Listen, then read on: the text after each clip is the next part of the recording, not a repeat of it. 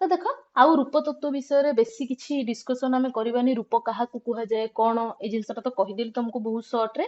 ଏବେ ଆମେ ଦେଖିବା ସିଧା ସିଧା ଆମର ଯୋଉ ଯୋଉ ବିଷୟ ଗୁଡାକ ଦିଆହେଇଛି। ତ ପ୍ରଥମତଃ ଆମର କଣ କଣ ଏଇଥିରେ ରହିଛି ଟପିକ୍ସ ଦେଖ। ପ୍ରଥମେ ରହିଲା ବିଶେଷ୍ୟ ପ୍ରକରଣ, ତାପରେ ରହିଛି ସର୍ବନାମ, ସର୍ବନାମ ନୁହଁ ଏଟା ସର୍ବନାମ, ଅବ୍ୟୟ, ତାପରେ ରହିଲା କ୍ରିୟାପଦ। ଆଚ୍ଛା କିଏ ମତେ କହିପାରିବ ବିଶେଷ୍ୟ ଆମେ କାହାକୁ କୁହନ୍ତି? ହୁଁ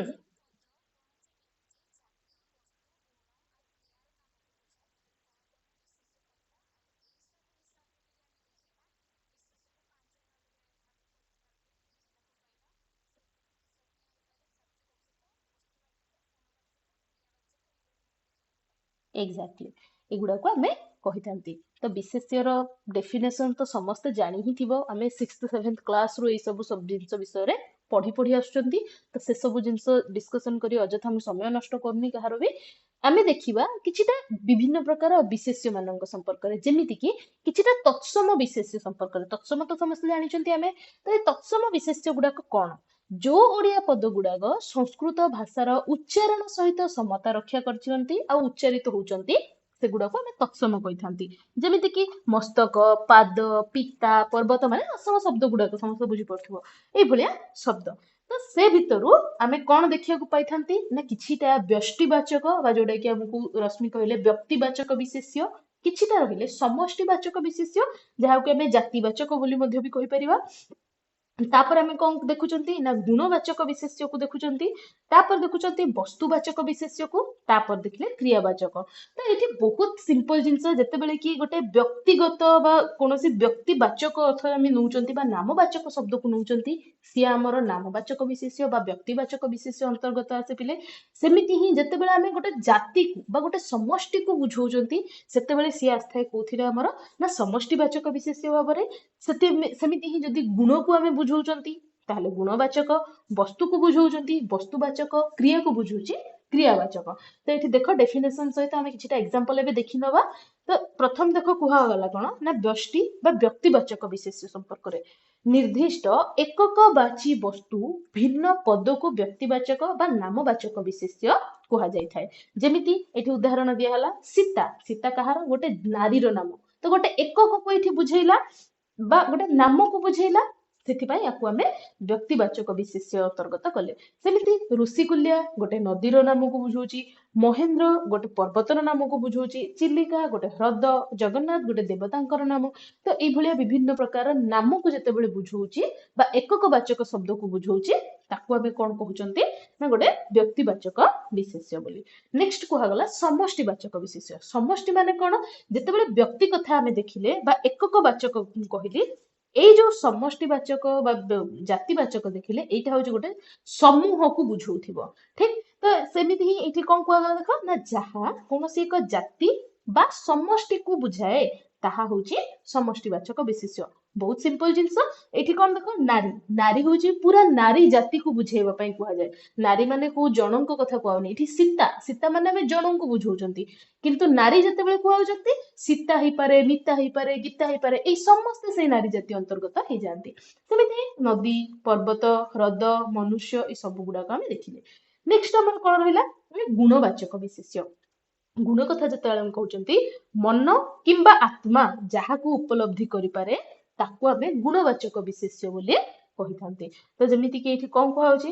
ଉତ୍ସାହ, କ୍ଷମା, ସୁଖ, ମହିମା, ଏଇ ସବୁ ଗୁଡାକୁ ଆମେ କଣ କହୁଛନ୍ତି ନା ଗୋଟେ ଗୋଟେ ଗୁଣ। ମଣିଷ ଅନ୍ତର୍ଗତ ଗୁଣ ଗୋଟେ ଗୋଟେ। ତ ଏଇ ମଣିଷ ହଉ ବା ଅନ୍ୟାନ୍ୟ ଯୋଉ ଜୀବ ମାନଙ୍କର, ଜୀବ ଅନ୍ତର୍ଗତ ଏଇଟା ଗୋଟେ ଗୁଣ। ନେକ୍ସଟ ଦେଖ ସେମିତି ତ ଏଇଟା ଯେହେତୁ ଗୋଟେ ଗୁଣର ନାଁ କୁ ବୁଝଉଛି, ସେଥିପାଇଁ ଆକୁ ଆମେ ଗୁଣବାଚକ ବିଶେଷ୍ୟ କହିଲେ। ପରେ ଆମେ ଦେଖିଲେ ବସ୍ତୁବାଚକ ବିଶେଷ୍ୟକୁ। ତ କୌଣସି ଏକ ବସ୍ତୁ ବା ପଦାର୍ଥର ନାଁକୁ ଯଦି ବୁଝଉଛି, ତାହେଲେ ସିଏ ହଉଛି କଣ ନା ଗୋଟେ ବସ୍ତୁବାଚକ ବିଶେଷ୍ୟ। ବହୁତ ସିମ୍ପଲ। ନାରିକେଳ, ପୁଷ୍ପ, ଲୌହ, ଶଯ୍ୟା, ଆସନ, କୁମ୍ଭ, ଏଇ ସବୁ ଗୁଡାକ ଶବ୍ଦ ଗୁଡାକ ଗୋଟେ ଗୋଟେ ବସ୍ତୁକୁ ବୁଝଉଛି ଆମର ବସ୍ତୁବାଚକ ବିଶେଷ୍ୟ। ନାରିକେଳ ମାନେ କାହାକୁ କୁହାଯାଏ? ନାରିକେଳ ଟା କଣ କିଏ କହିପାରିବ? ନଡିଆ। ହଉ, ଠିକ ଅଛି। ବହୁତ ବଢିଆ। ଆସନ ମାନେ ଜାଣିଛ ତ ସମସ୍ତେ କଣ? ବସିବା। ବସିବା ଆଉ ଗୋଟେ, ହଁ, ଯାହା ଉପରେ ବସିଥାନ୍ତି ଆମେ ମଧ୍ୟ। ଦିଟା ଯାକ ପାଇଁ ଅର୍ଥ ପାଇଁ ବ୍ୟବହାର କରନ୍ତି ଆମେ। ହଉ ନେକ୍स्ट देख हमर क्रियावाचक विशेष्य ये भी बहुत सिंपल जिंस जो विशेष्य द्वारा कौन एक कार्य को आम बुझी था आम क्रियावाचक विशेष्य कहते दर्शन आदाय स्मरण भोजन अभ्यास संचय ए सब गुड़ाक आम गोटे गोटे क्रिया कहीं संचय करुच कि किसी संचय करून किए कहीपर मत दुनियार गोटे सबुठ भल जिनस जहाँकि मनीष संचय करने दरकार कौन किए कह ज्ञान बहुत बढ़िया ज्ञान तो ज्ञान आम संचय करवा निहाती आवश्यक नहीं कि देख तो यही सब गुड़ाक आम कौन देखिले ना तत्सम विशेष्य बिले कौन कहल बुझीपारे आउथर कह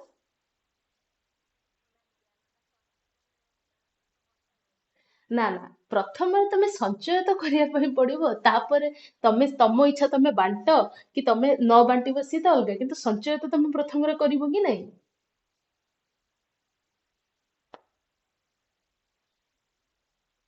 संचय माने कौन बुझुच किए कहल संचय शब्दर अर्थ कौन कह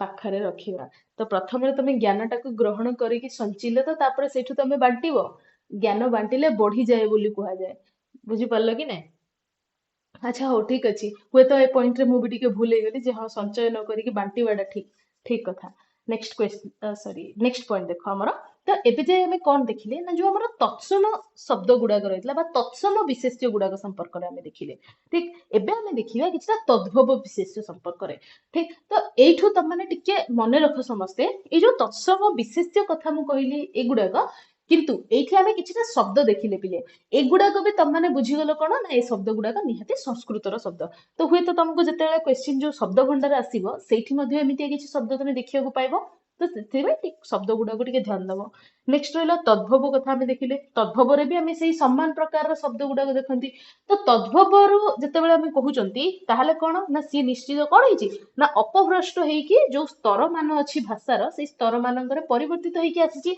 जमीन कि व्यष्टिवाचक किसी दिखाई देख जमी पुरस्तम कथा कहुचे आम बर्तमान कौन ना पुरस्तम बोली व्यवहार कर तो से पुरस्तम जोटा कि पुरुषोत्तम रु तद्भव होगी परिवर्तित होगी आसी सेमती ही जानकी जोटा कि जानुका आम व्यवहार कर कृष्ण से परिवर्तित होगी कन्हई तो ये आमर शब्द गुड़ाक देखुं जोटा कि व्यष्टिवाचक व्यक्तिवाचक नेक्स्ट रहा समष्टि मनुष्य रु मनीष देवी रु देई पुणी नदी रु नई ये सब गुड़ाक आमर समष्टिवाचक विशेष अंतर्गत गुणवाचक आम देखुं भक्ति रु भगति हवा क्रोध रु कोह हवा श्रद्धा रु श्रद्धा हवा ये सब परिवर्तन गुड़ा देखिले सेमती वस्तुवाचक पोथी पत्थर काठ एगुड़ाक क्रियावाचक गाणा बाजना पढ़िबा ये सब गुड़ाक आमर क्रियावाचक तो एगुड़ाक कौन तद्भव विशेष्य अंतर्गत तापर देखिले आम देशीय संपर्क देशीय भी सेमती से सब प्रकार आम देखती जमीती कि माठिया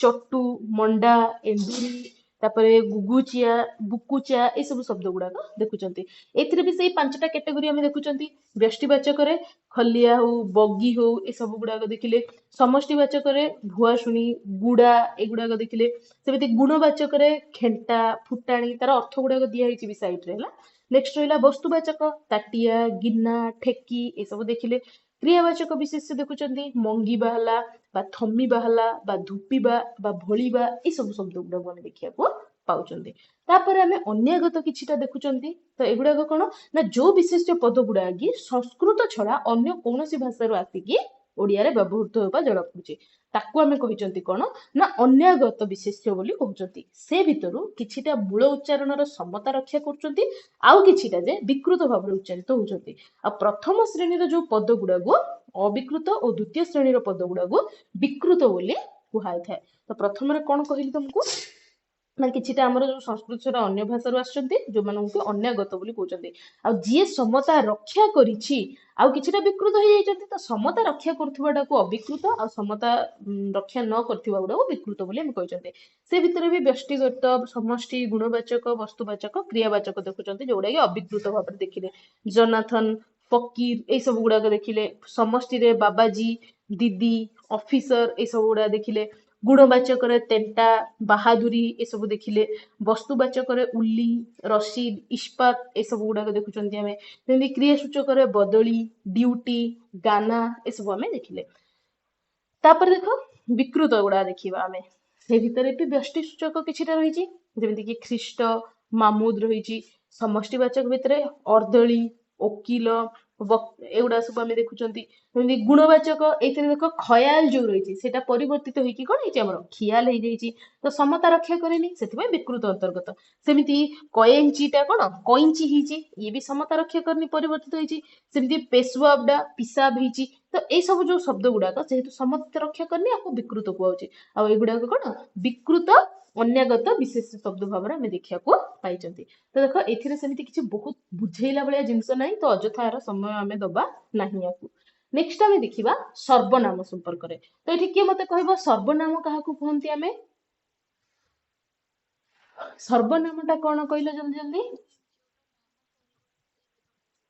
ନାମ ପରିବର୍ତ୍ତେ କିଛିଟା ଉଦାହରଣ ଦିଅ ପିଲେ।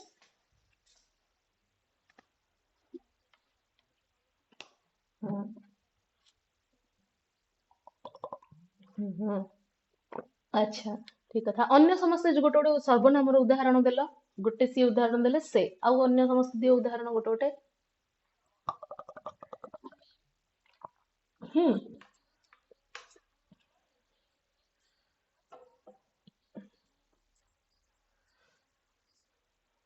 ଆଚ୍ଛା ଆଚ୍ଛା। ତମେ ତ ସବୁ ଗୁଡା କହିଦେଲ ଆଉ, ଅନ୍ୟ ପାଇଁ କିଛି ବି ଛାଡିଲନି ତାହେଲେ ତମେ ଆଉ। ତମେ ତ ସବୁ କହିଦେଲ। ମଜା କରୁଛି। ଆଚ୍ଛା, କାଲି ସମସ୍ତଙ୍କୁ ଗୋଟେ କ୍ୱେଶ୍ଚିନ୍ ପଚାରିଥିଲି, ଆନ୍ସର କିଏ ବାହାର କଲରେ ବୋଲି ସେ କ୍ୱେଶ୍ଚିନ୍ ର? ହଁ ବୁଝିଲିନି, କଣ ବିଜୋର?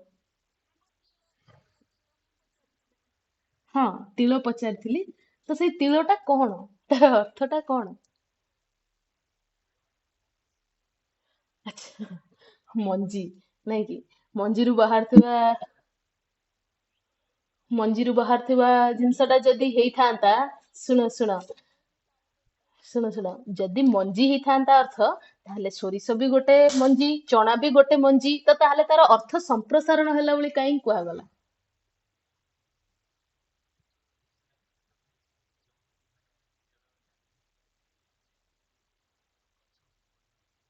ହଁ।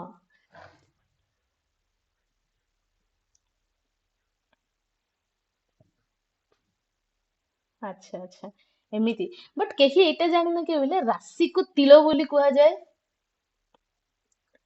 କେହି କଣ ଏଇଟା ଜାଣିନ? ଏଇଟା କେହି ବି ଜାଣିନ? ତିଲ କୁହାଯାଏ, ତିଲ କି ଲଡ୍ଡୁ କୁହାଯାଇଥାଏ। ଇଂଲିଶ ରେ ବି ତିଲ ଅଏଲ ବୋଲି କୁହାଯାଏ ତାକୁ। ଏ ଜିନିଷଟା କେହି ଜାଣିନ?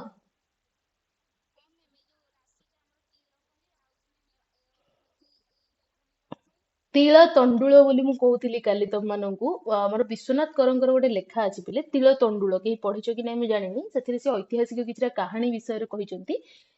ତ ସେ ତିଳ ମାନେ ହଉଛି ରାଶି ହେଲା। ଆମର ଯୋଉ ସମ୍ପ୍ରସାରିତ ଅର୍ଥ ପାଇଁ ବୋଲି ବ୍ୟବହାର କରାହେଇଥିଲା, ସେଟା ରାଶି ପାଇଁ କୁହାହଉଥିଲା। ଆଗରୁ କଣ ହେଇଥିଲା ନା, ରାଶିରୁ ବାହାରୁଥିବା ଯୋଉ ତେଲଟା ଥିଲା ତାକୁ କୁହାହଉଥିଲା ତିଳ। କିନ୍ତୁ ବର୍ତ୍ତମାନ ବାଦାମରୁ ବାହାରିଲେ ସିଏ ବି ତିଳ, ସିଏ ସୋରିଷରୁ ବାହାରୁ ସରି ତେଲ, ବାଦାମରୁ ବାହାରୁ ସିଏ ବି ତେଲ, ସୋରିଷରୁ ବାହାରୁ ସିଏ ବି ତେଲ। ଏ ସବୁ ଯଦି ମଞ୍ଜି ଅର୍ଥରେ ଆମେ ନବା, ତାହେଲେ ବାଦାମ ବି ଗୋଟେ ମଞ୍ଜି, ହଁ କି ନାଇଁ ଏସକେ କୁହ? ତ ସେଥିପାଇଁ ଏଇଠି ଯୋଉ ତିଳ କଥା ଆମେ ପଢୁଥିଲେ କାଲି, ସେଇଠି ରାଶି ଅର୍ଥରେ ବ୍ୟବହାର ହେଇଛି ସେଇଟା ହେଲା। ବୁଝିପାରିଲ ସମସ୍ତେ, କି କାହାର କିଛି ଡାଉଟ ରହୁଛି? ସେଇ ପର୍ଟିକୁଲାର ଜିନିଷ ପାଇଁ କୁହାଯାଉଥିଲା, କିନ୍ତୁ ବର୍ତ୍ତମାନ ତାର ଅର୍ଥଟା ସମ୍ପ୍ରସାରିତ ହେଇଯାଇଛି। ଆଉ ସବୁଥିରୁ ବାହାରୁଥିବା ତରଳ ପଦାର୍ଥକୁ ଆମେ ତେଲ ବୋଲି କହୁଛନ୍ତି। ହଉ, ନେକ୍ସଟ ଦେଖିବା ଆମେ ସର୍ବନାମ ବିଷୟରେ ଦେଖିବା ପିଲେ। ତ ପ୍ରଥମତଃ ଏଠି ସର୍ବନାମ କଥା କଣ କୁହାଉଛି ଦେଖ। ସର୍ବା ସର୍ବାଦୀନି ସର୍ବନାମାନି ଅର୍ଥ କଣ ନା, ସର୍ବ, ପୂର୍ବ, ଇତର ପ୍ରଭୃତିକୁ ସର୍ବନାମ କୁହାଯାଇଥାଏ ବୋଲି ପାଣିନିଙ୍କଠୁ ଆରମ୍ଭ କରିକି ହେମଚନ୍ଦ୍ରଙ୍କ ପର୍ଯ୍ୟନ୍ତ ସମସ୍ତ ବୈୟାକରଣ ସ୍ୱୀକାର କରିଛନ୍ତି। ଏବେ ମତେ କିଏ କହିବ ପାଣିନିଙ୍କର ବ୍ୟାକରଣ ଗ୍ରନ୍ଥର ନାଁଟା କଣ ଥିଲା? କୋଉ ଭାଷା ପାଇଁ ସିଏ ଏଇ ବ୍ୟାକରଣ ଲେଖିଥିଲେ? କୋଉ ଭାଷା ପାଇଁ ଆମେ ପଢିଛନ୍ତି ପୂର୍ବ କ୍ଲାସରେ? କୋଉ ଭାଷା ପାଇଁ? ସଂସ୍କୃତ ପାଇଁ କହିଥିଲି କି? ହଁ, ଠିକ, ଲୌକିକ ସଂସ୍କୃତ ପାଇଁ ସିଏ ଲେଖିଥିଲେ। ଲୌକିକ ସଂସ୍କୃତ ପାଇଁ ସେ ବିଧିବଦ୍ଧ ବ୍ୟାକରଣର ପ୍ରଚାର କରିଥିଲେ ବା ବ୍ୟାକରଣର ରଚନା କରିଥିଲେ, ନାଇଁ କି? ହେମଚନ୍ଦ୍ରଙ୍କ ବ୍ୟାକରଣ ଗ୍ରନ୍ଥଟା କଣ ଥିଲା? ପ୍ରାକୃତ ବେଳକୁ ସିଏ ନିଜର ମତାମତ ବି ଦେଇଥିଲେ। ତ ହେମଚନ୍ଦ୍ରଙ୍କର ବ୍ୟାକରଣ ଗ୍ରନ୍ଥଟା କଣ ଥିଲା ଆମେ ପଢିଥିଲେ?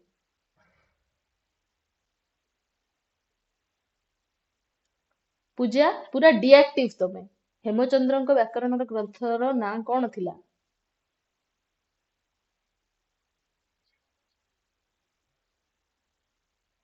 ହଉ, ଆଜି ତମର କ୍ୱେଶ୍ଚିନ୍ ଏଇଟା ରହିଲା। ଆଜି ସମସ୍ତେ ଦେଖିବ ନେମିସାଧୁ ଆଉ ହେମଚନ୍ଦ୍ର ଏଇମାନଙ୍କର ଯୋଉ ଗ୍ରନ୍ଥ ଗୁଡାକର ନାଁ କଣ ଥିଲା ସମସ୍ତେ କହିବ ମତେ। ଆଉ ଏଥିରୁ କ୍ୱେଶ୍ଚିନ୍ ଆସେ, ଏଥର ବି ଗୋଟେ କ୍ୱେଶ୍ଚିନ୍ ଥିଲା ଏଇ ଅଷ୍ଟାଧ୍ୟାୟୀ ଏଇ ଯୋଉ ବ୍ୟାକରଣ ଗ୍ରନ୍ଥ ମାନଙ୍କର ଟେବଲ ଉପରେ ଗୋଟେ କ୍ୱେଶ୍ଚିନ୍ ଥିଲା। ତ ସେଥିପାଇଁ ଟ୍ରାଏ କର ଏଗୁଡାକୁ ଗୋଟେ ସ୍ପେସିଫିକ, ମୁଁ କହିଥିଲି ସେତେବେଳେ ବି ଗୋଟେ ଲିଷ୍ଟ ବନେଇଦବ ସ୍ପେସିଫିକ ୟାର ଯେତେବେଳେ ନୋଟ୍ସ ତିଆରି କରୁଛ। ତ ଟ୍ରାଏ କର ସେମିତି କରିବା ପାଇଁ। ଦେଖ, ତ ଏଇ ଯୋଉ ହେମଚନ୍ଦ୍ର ରହିଲେ, ପାଣିନି ରହିଲେ, ଏଇ ସମସ୍ତେ କଣ କରିଛନ୍ତି ନା ଏଇ ଜିନିଷଟାକୁ ସ୍ୱୀକାର କରିଛନ୍ତି। ତେବେ ଏଇ ସମ୍ବନ୍ଧରେ ଅବଶ୍ୟ ପାଣିନିଙ୍କ କଥାକୁ ଗ୍ରହଣ କରିବା ଛଡା ଗତ୍ୟନ୍ତର ନାହିଁ। ତଥାପି ପ୍ରୟୋଗ ଦୃଷ୍ଟିରୁ ସର୍ବନାମର ଶ୍ରେଣୀ ବିଭାଗ କରାଯାଇଥିବାରୁ ଓଡିଆ ଭାଷାରେ ପ୍ରଯୁକ୍ତ ତତ୍ସମ ଆଉ ତଦ୍ଭବ ଶବ୍ଦ ବେଳକୁ ସେଇ ନିୟମର ଆବଶ୍ୟକତା ରହିଥିଲେ ବି କଣ କରିଥାନ୍ତି ଆମେ ଦେଶୀୟ ଆଉ ବୈଦେଶିକ ଶବ୍ଦ ସକାଶେ ତାର ପ୍ରୟୋଜନୀୟତା ନାହିଁ ବୋଲି କୁହାଯାଉଛି। କାହିଁକି ନା ପାଣିନି ସଂସ୍କୃତ, ସଂସ୍କୃତରୁ ଉଦ୍ଭୂତ, ନାଇଁ ତ ସଂସ୍କୃତ, ଏଇ ଦିଟା ପାଇଁ ତାଙ୍କର କଥାଟା ଗ୍ରହଣ ଯୋଗ୍ୟ ହବ। ତେବେ ଯୋଗକୁ ଓଡିଆ ଭାଷାରେ ବ୍ୟବହୃତ ପ୍ରାୟ ସମସ୍ତ ସର୍ବନାମ କଣ ନା ତଦ୍ଭବ। ଏଇ ଷ୍ଟେଟମେଣ୍ଟ ରୁ କ୍ୱେଶ୍ଚିନ୍ ତିଆରି ହେଇପାରେ ପିଲେ। ଏବେ ଯେମିତି କହୁଛି ତମକୁ ଷ୍ଟେଟମେଣ୍ଟିକାଲ କ୍ୱେଶ୍ଚିନ୍ସ ର ନମ୍ବର ବଢୁଛି, କ୍ୱେଶ୍ଚିନ୍ ତିଆରି ହେଇପାରେ ଯେ ଆମର ଯୋଉ ଭାଷା ଓଡିଆ ଭାଷାରେ ବ୍ୟବହାର ହଉଛି ସର୍ବନାମ, ମୂଳତଃ ଏଇ ସର୍ବନାମ ଗୁଡାକ ତଦ୍ଭବ ବୋଲି କୁହାଯିବ। ଆଉ ସେଟା ଟ୍ରୁ କି ଫଲ୍ସ ତମକୁ ଦେଖିବାର ଥିବ, ତ ନିହାତି ଟ୍ରୁ ହବ ସିଏ। ନେକ୍ସଟ କଣ କୁହାଗଲା ନା ସଂସ୍କୃତ ମଧ୍ୟରୁ ପ୍ରାକୃତ ଓ ଅପଭ୍ରଂଶ ବାଟ ଦେଇ ତାହା ଓଡିଆରେ ପ୍ରବେଶ କରିଛି। ତେବେ ଏସବୁ ଜିନିଷ ଆମେ ଏବେ ଦେଖିବା। ତ ପ୍ରଥମତଃ ଏଇ ଯୋଉ ସର୍ବନାମ ରହିଲା ୟାର ସ୍ୱରୂପ ଆଉ ଭେଦ ସମ୍ପର୍କରେ ଦେଖିବା ଆମେ। ପ୍ରଥମ କଣ କୁହାଯାଉଛି ଦେଖ, ଯାହା ଅନ୍ୟର ବଳରେ, ଏଇଟା ଅନ୍ୟର ବଦଳରେ ହବ, ଏଇଟା ବଳରେ ହେଇଯାଇଛି, ଟିକେ ନୋଟ କଲା ବେଳେ କରେକ୍ସନ କରିବ। ଅନ୍ୟର ବଦଳରେ ବ୍ୟବହୃତ ହୁଏ ସିଏ ହଉଛି ସର୍ବନାମ। ଅର୍ଥାତ୍ ପରୋକ୍ଷରେ ଏହା କଣ କରେ, ସମସ୍ତଙ୍କର ପ୍ରାତିନିଧ୍ୟ ବା ପ୍ରତିନିଧିତ୍ୱ କରେ ବୋଲି ପ୍ରତ୍ୟକ୍ଷରେ ସମସ୍ତଙ୍କର ନାମ ରୂପେ ପରିଚିତ ହୁଏ। ସବୁର ନାମ, ସେଥିପାଇଁ ୟାର ନାଁ ହଉଛି ସର୍ବନାମ। କ୍ଲିୟର? ଏଗୁଡାକ କଣ ନା ମୁଖ୍ୟତଃ ତିନି ଶ୍ରେଣୀର ବୋଲି ଆମେ କହିପାରିବା। ପ୍ରଥମ ପୁରୁଷ ସର୍ବନାମ, ଦ୍ୱିତୀୟ ପୁରୁଷ ସର୍ବନାମ, ତୃତୀୟ ପୁରୁଷ। ଯେମିତି କି ତୁ, ତୁମ୍ଭେ ଏଇଗୁଡାକ କହିଲେ ସିଏ ଆମକୁ ସେଇଗୁଡାକ କଥା କୁହାଯାଉଛି। ତେବେ ଯୋଉ ତୃତୀୟ ପୁରୁଷ ରହିଲା ସିଏ ପୁଣି ଚାରି ଭାଗରେ ବିଭକ୍ତ ହୋଇଥାଏ। କଣ? ବିଶେଷ୍ୟ ସୂଚକ, ବିଶେଷଣ ସୂଚକ, ଅବ୍ୟୟ ସୂଚକ, ବାକ୍ୟାର୍ଥ ସୂଚକ ଇତ୍ୟାଦି। ତେବେ ଏଠି ଆମେ ଦେଖିଲେ କଣ ନା ପ୍ରଥମ ପୁରୁଷର ସର୍ବନାମ ଗୁଡାକ କଣ କଣ? ମୁଁ, ଆମେ, ଆମ୍ଭେ, ଆମ୍ଭେମାନେ ପ୍ରଭୃତି। ଆଚ୍ଛା, କିଏ ମତେ ଏଇ ଆମେ ସର୍ବନାମର ବ୍ୟବହାର କରି ଗୋଟେ ପଦ କହିଲ, ଗୋଟେ ବାକ୍ୟ କୁହ ଆମେ ସର୍ବନାମର ପ୍ରୟୋଗ କରିକି।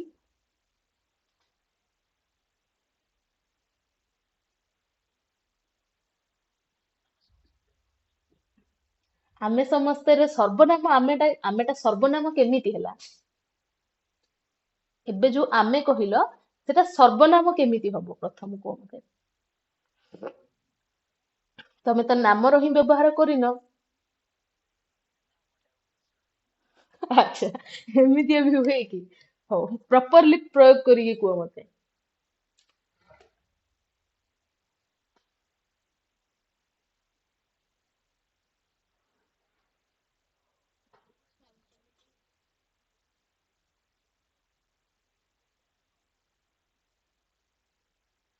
ଆରେ କୁହ କେହି, ସମସ୍ତେ ପଢିଲା ବେଳେ ମଜା ନିଅ ପିଲେ, ଏତେ ସିରିୟସ ରହିବାର କିଛି କାରଣ ନାହିଁ। ମଜା ନିଅ ସେ ପାଠ ପଢିବାର। ଗୋଟେ ଗୋଟେ ବାକ୍ୟ ତିଆରି କରିବା ପାଇଁ ଏତେ ଟାଇମ ଲାଗୁଛି ସର୍ବନାମ ଗୋଟେ ପ୍ରୟୋଗ କରିବା ପାଇଁ?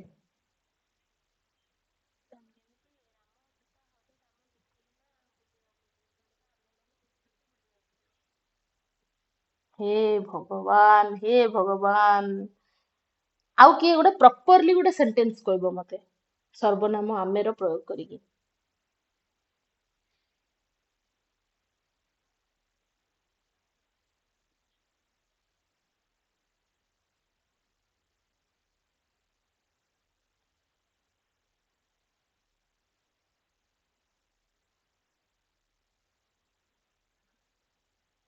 ମୁଁ କହିଲି ଯେ ମୁଁ ହରି ଆଉ ଘନ ସକାଳୁ 6ଟା ବେଳେ ସ୍କୁଲରେ ପହଞ୍ଚିବା, ସେଠୁ ଆମେ କଲିକତା ବୁଲିବା ପାଇଁ ଯିବା। ଏଇ ଗୋଟେ ସେଣ୍ଟେନ୍ସରେ ପ୍ରୟୋଗ ହେଲା କି ନାଇଁ ପ୍ରପରଲି? ଆଉ ତ ଏତିକି କାଇଁ ଟାଇମ ନଉନ କି? କଣ ଆଉ କରିବା ଛାଡ। ଦେଖ, ତ ପ୍ରଥମ ପୁରୁଷରେ ଆମେ ଦେଖିଲେ ସର୍ବନାମ ଗୁଡାକ କଣ? ମୁଁ, ଆମେ, ଆମ୍ଭେ, ଆମ୍ଭେମାନେ, ଏଇଭଳିଆ ସର୍ବନାମ ଗୁଡାକ ଦେଖୁଛନ୍ତି। ସେମିତି ଦ୍ୱିତୀୟ ପୁରୁଷରେ ଦେଖିଲେ ତୁ, ତୁମେ, ତୁମ୍ଭେ, ତୁମ୍ଭେମାନେ, ଏଇଭଳିଆ ସବୁ ଗୁଡା ଦେଖିଲେ। ସେମିତି ତୃତୀୟ ପୁରୁଷ କୁହାଗଲା ସେ, ଯିଏ, ତାହା, ଏହା, କିଏ, ଏଇଗୁଡା ସର୍ବନାମ ଦେଖିଲେ। ଏଇଠି ଆଉ ଥରେ ମତେ କିଏ ଗୋଟେ ସେ ସର୍ବନାମର ପ୍ରୟୋଗ କରିକି ଗୋଟେ ପ୍ରପର ସେଣ୍ଟେନ୍ସ କୁହ। ହୁଁ।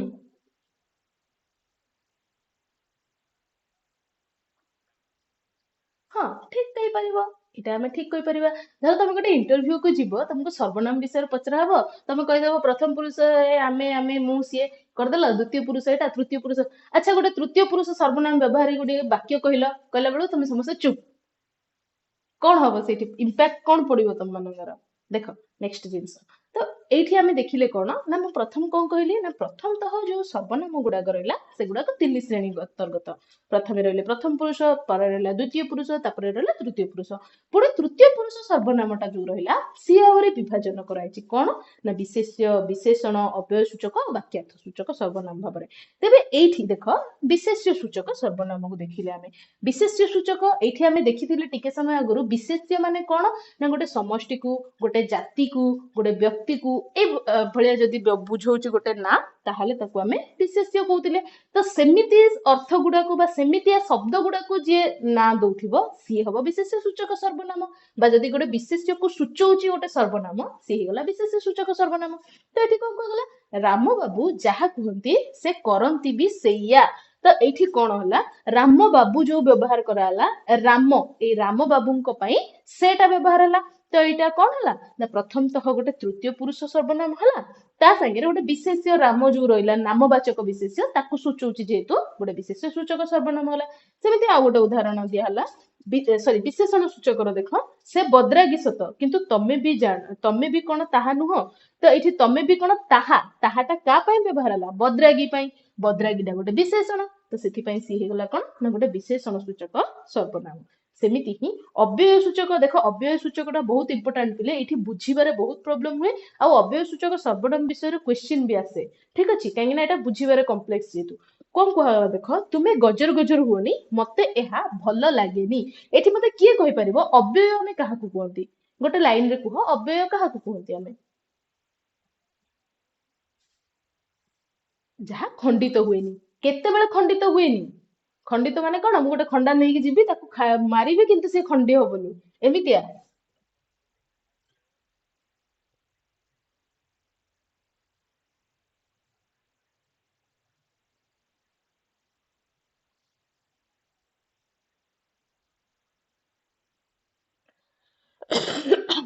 ପରିବର୍ତ୍ତିତ ହୁଏ ନାହିଁ, ଠିକ କଥା। ଅବ୍ୟୟଟା ପରିବର୍ତ୍ତିତ ହୁଏନି ବା ବ୍ୟୟ ହୁଏନି। ବଟ ବ୍ୟୟଟା କୋଉ କୋଉ ସ୍ଥିତିରେ ନ ହବ ସେଇ ଜିନିଷ ତ ମେନସନ କର ସେଥିରେ। ଆମେ କଣ କୁହନ୍ତି? ଲିଙ୍ଗ, କାଳ, ଇତ୍ୟାଦି ଯୋଉ ଭେଦ କଥା ମନେ ପଡୁନି? ଏଇ ସେଣ୍ଟେନ୍ସ ଟା କିଏ ଆଡ କରିବ? ମୁଁ।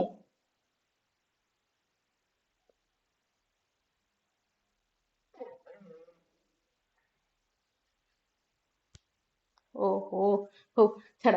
ତ ଦେଖ, ଆମେ ଅବ୍ୟୟ ପଦ କାହାକୁ କୁହନ୍ତି? ଯେ ଏମିତି ପଦ ଯାହାକି ଲିଙ୍ଗ, କାଳ ଇତ୍ୟାଦି ଭେଦରେ ଅପରିବର୍ତ୍ତିତ ବା ବ୍ୟୟ ହୁଏ ନାହିଁ, ସେଗୁଡାକୁ କୁହାଯାଏ ଅବ୍ୟୟ ପଦ ବୋଲି। ରାଇଟ? ତ ଏଇଠି ଦେଖ, ଏଇଠି ଯୋଉ ଏହା କୁହାଗଲା, ଏଇ ଏହାଟା କଣ, ଧର ସ୍ତ୍ରୀଲିଙ୍ଗ ପାଇଁ ଗୋଟେ ଯଦି ଶବ୍ଦ ବ୍ୟବହାର ହଉଛି, କଣ ଏହାଟା କିଛି ପରିବର୍ତ୍ତନ ହବ କି? ବା ପୁଲିଙ୍ଗ ପାଇଁ ବ୍ୟବହାର ହଉଛି, ଏହାର କଣ ପରିବର୍ତ୍ତନ ହବ କି? ହବନି। ତ ସେଥିପାଇଁ ଇଏ ହେଲା ଗୋଟେ ଅବ୍ୟୟ। ତ ଯେତେବେଳେ ଅବ୍ୟୟ ସୂଚକ ଶବ୍ଦ ଗୁଡାକ ବ୍ୟବହାର କରୁଛୁ ବା ସର୍ବନାମ, ଏମିତିଆ ସର୍ବନାମ ଗୁଡାକୁ ଆମେ ଖୋଜିବା। ତ ଏଇଠି ଏହାଟା ଯୋଉ ବ୍ୟବହାର ହେଲା, ଇଏ ଅପରିବର୍ତ୍ତିତ ରହିବ। ଆଉ ସର୍ବନାମ ଭାବରେ ବ୍ୟବହାର ହେଇଛି ଯୋଉ ଆମର ରହିଛି ଗଜର ଗଜର ପାଇଁକା, ତ ସେଥିପାଇଁକା ଏଇଠି ହେଲା କଣ, ଇଏ ଗୋଟେ ଅବ୍ୟୟ ସୂଚକ ସର୍ବନାମ। ସେମିତି ବାକ୍ୟାର୍ଥ ସୂଚକ, ସୁନିତା ଜଣେ ଅଭିନେତ୍ରୀ, ଏଇ ପୁରା ବାକ୍ୟଟାକୁ ଏହା ଶବ୍ଦଟା ମାନେ କଣ କରୁଛି? ସର୍ବନାମ ଦେଇଛି। ତ ସେଥିପାଇଁ ବୋଲି ଇଏ ହେଲା ଗୋଟେ ବାକ୍ୟାର୍ଥ ସୂଚକ ସର୍ବନାମ। ଠିକ ଅଛି। ତ ଏଇଠି ଆମେ ଯଦି ଦେଖିବା, ତାହେଲେ ଏଇ ଯୋଉ ସର୍ବନାମ କଣ ନା, ତଦ୍ଭବ ଅଟନ୍ତି। ସେଇଥିପାଇଁ ଆମେ ସମସ୍ତେ ଜାଣିଲେ କଣ ନା ଏଗୁଡାକ ହଉଛନ୍ତି ଗୋଟେ ଗୋଟେ ତଦ୍ଭବ ସର୍ବନାମ। ଆଉ ଆରମ୍ଭରେ ଯୋଉ କୁହାଗଲା ସେଇ ତଦ୍ଭବ ବୋଲି ଶବ୍ଦଟା ଏଇଥିପାଇଁ ହିଁ ପ୍ରୟୋଗ ମଧ୍ୟ ହେଇଥିଲା। ନେକ୍ସଟ ଆମେ ଦେଖିବା କଣ ନା ଅବ୍ୟୟ ସମ୍ପର୍କରେ। ଏବେ ଟିକେ ସମୟ ଆଗରୁ ଅବ୍ୟୟ କଥା ଆମେ ଦେଖୁଥିଲେ। ତ ଦେଖ ଅବ୍ୟୟ ପାଇଁ କଣ କୁହାଗଲା, ଯୋଉ ଶବ୍ଦର ଲିଙ୍ଗ, ବିଭକ୍ତି, ବଚନ ପ୍ରଭୃତି ନଥାଏ ତାହାକୁ ଅବ୍ୟୟ କୁହନ୍ତି। ବା ଏଠି ତମେ ଆଉ ଟିକେ ଜିନିଷ ଯଦି ପୁରା କ୍ଲାରିଫାଏ କରିବାକୁ ଚାହିଁବ, ବା ଯୋଉ ଶବ୍ଦ ଗୁଡାକ ଲିଙ୍ଗ, ବିଭକ୍ତି, ବଚନ ପ୍ରଭୃତି ଭେଦରେ ଅପରିବର୍ତ୍ତିତ ରହେ ତାକୁ ଆମେ ଅବ୍ୟୟ ବୋଲି କହିଥାନ୍ତି। ଠିକ। ତେବେ ଏଠି ଦେଖ ଆଉ ଗୋଟେ କଣ କୁହାଗଲା ନା ଅବୟ ମସଂଖ୍ୟଂ ନୀତିରେ ଅବ୍ୟୟର ସଂଖ୍ୟା ନିରୂପଣ ସମ୍ଭବ ନୁହେଁ। ଏଗୁଡାକ ଗୋଟେ ଗୋଟେ କ୍ୟାରେକ୍ଟରିଷ୍ଟିକ। ଧର ପ୍ରଶ୍ନ ଆସିବ ତୁମକୁ ଷ୍ଟେଟମେଣ୍ଟିକାଲ କ୍ୱେଶ୍ଚିନ୍ ଦିଆଯିବ, ଯଦି ଏଠୁ କେମିତି କ୍ୱେଶ୍ଚିନ୍ ତିଆରି ହବ। ଷ୍ଟେଟମେଣ୍ଟ 1 ରେ କୁହାଯିବ ଯେ ଯେଉଁ ଶବ୍ଦର ଲିଙ୍ଗ, ବିଭକ୍ତି, ବଚନ ପ୍ରଭୃତି ନଥାଏ ତାକୁ ଅବ୍ୟୟ କୁହାଯାଏ। ଷ୍ଟେଟମେଣ୍ଟ 2 ରେ ଦିଆଯିବ ଯେ ଯୋଉ ଅବ୍ୟୟ ରହିଛି ବା ଅବ୍ୟୟର ସଂଖ୍ୟା ନିରୂପଣ ସମ୍ଭବ ନୁହେଁ। ତ ଦିଟା ଷ୍ଟେଟମେଣ୍ଟ ଦିଆଗଲା, ତାପରେ ପଚରାଯିବ କୋଉଟା ଟ୍ରୁ ଆଉ କୋଉଟା ଫଲ୍ସ। ତ ଏଠି କଣ ହବ, ଦିଟା ଯାକ ଟ୍ରୁ ହବ। ଏମିତି କ୍ୱେଶ୍ଚିନ୍ ପାଇଁ ପ୍ରିପେୟାର ହୁଅ। ନେକ୍ସଟ କଣ କୁହାଉଛି ଦେଖ, ତଥାପି ଉତ୍ପତ୍ତି ଦୃଷ୍ଟିରୁ ସେଗୁଡିକୁ ଆମେ କଣ କରିଥାନ୍ତି ନା 4 ଭାଗରେ ବିଭକ୍ତ କରିଥାନ୍ତି। କଣ, ତଦ୍ଭବ, ତତ୍ସମ, ଦେଶ୍ୟ ଓ ଅନାଗତ। ଦେଶ୍ୟ ଅନ୍ୟାଗତ କାହାକୁ କୋଉଟା କୁହାଯାଉଛି ଆମେ ସମସ୍ତେ ଜାଣିଛନ୍ତି, ସେଟା ଆଉ ରିପିଟ କରୁନି। ତତ୍ସମ ଯୋଉ ଅବୟ ଗୁଡାକ ଓଡିଆ ଭାଷାରେ ସଂସ୍କୃତ ରୂପର ସମାନତା ରକ୍ଷା କରି ବ୍ୟବହୃତ, ସେଗୁଡାକ ହଉଛନ୍ତି ତତ୍ସମ ଅବ୍ୟୟ। ରାଇଟ। ତ ତତ୍ସମ ଅବ୍ୟୟ ଭିତରେ ଆମେ କଣ ଦେଖିଲେ ନା ଅପେକ୍ଷା, ବାରମ୍ବାର, ସନ୍ତତ, ଅତଏବ, ପର୍ଯ୍ୟନ୍ତ, ପୁନଃ ପୁନଃ, ସମ୍ପ୍ରତି, ହେତୁ, ତୁଲ୍ୟ, ବା, ଅକସ୍ମାତ, ହେ, ଏ ସବୁ ଆହୁରି ବହୁତ ଗୁଡାଏ ଦିଆଯାଇଛି। ମୁଁ ଶବ୍ଦ ଗୁଡାକୁ ପଢୁନି ପିଲେ, ଏଗୁଡା ସମସ୍ତେ ନିଜେ ନିଜେ ପଢିବ। ଠିକ ଅଛି। ତେବେ ଆଉ ଗୋଟେ ଜିନିଷ ଏଠି ଦେଖ, ଉପସର୍ଗ ଗୁଡାକର କିଛିଟା ଚିହ୍ନ ଦିଆହେଇଛି, ଯୋଉ ଏଠି ଆମର ଷ୍ଟାର ମାର୍କ ରହିଛି ଯେମିତି, ଏସବୁ ଗୁଡାକ ଉପସର୍ଗ ଭାବରେ ବ୍ୟବହାର ହେଇଥାଏ ହେଲା। ତ ସେଥିପାଇଁ ଏଇଟା ଟିକେ ମନେ ରଖିଦବ ସମସ୍ତେ। ନେକ୍ସଟ କଣ କୁହାଗଲା, ତଦ୍ଭବ ଅବ୍ୟୟ ସମ୍ପର୍କରେ ବା ତଦ୍ଭବ ଏମିତି କିଛିଟା ଯୋଉଗୁଡା କି ତଦ୍ଭବ ଶବ୍ଦ ଗୁଡାକ। ତଦ୍ଭବ କଣ ଆମେ ସମସ୍ତେ ଜାଣନ୍ତି, ସଂସ୍କୃତ ଶବ୍ଦରୁ ଉତ୍ପନ୍ନ ବୋଲି ପ୍ରମାଣିତ ହୋଇଥିବା ଅବ୍ୟୟ ଗୁଡାକୁ ଆମେ ତଦ୍ଭବ ଅବ୍ୟୟ ବୋଲି କହିଥାନ୍ତି। ସେଥିରେ ବି ଦେଖ ଏଠି ପୁରା ପୁରା ଦୃଷ୍ଟାନ୍ତଟା ଦିଆହେଇଛି ଆମର, ଯେ ସଂସ୍କୃତରେ ଆମର ନ, ପ୍ରାକୃତରେ ସେ ରୂପ ପରିବର୍ତ୍ତିତ କରିକି ହେଇଛି ଅନ, ଆଉ ଓଡିଆରେ ତାକୁ ଆମେ ଅଣ ଭାବରେ ବ୍ୟବହାର କରୁଛନ୍ତି। ଯୋଉଟା କି କଣ, ଅଣ ବାଟ, ଅଣ ଓସାରିଆ, ଅଣସର, ଏଇ ସବୁ ଜିନିଷଟା ଦେଖୁଛନ୍ତି। ଏଇ ଯୋଉ ଅଣସର ଶବ୍ଦଟା କାହା ସହିତ ସମ୍ପୃକ୍ତ କିଏ ଟିକେ କହିବ ପିଲେ କହିଲ।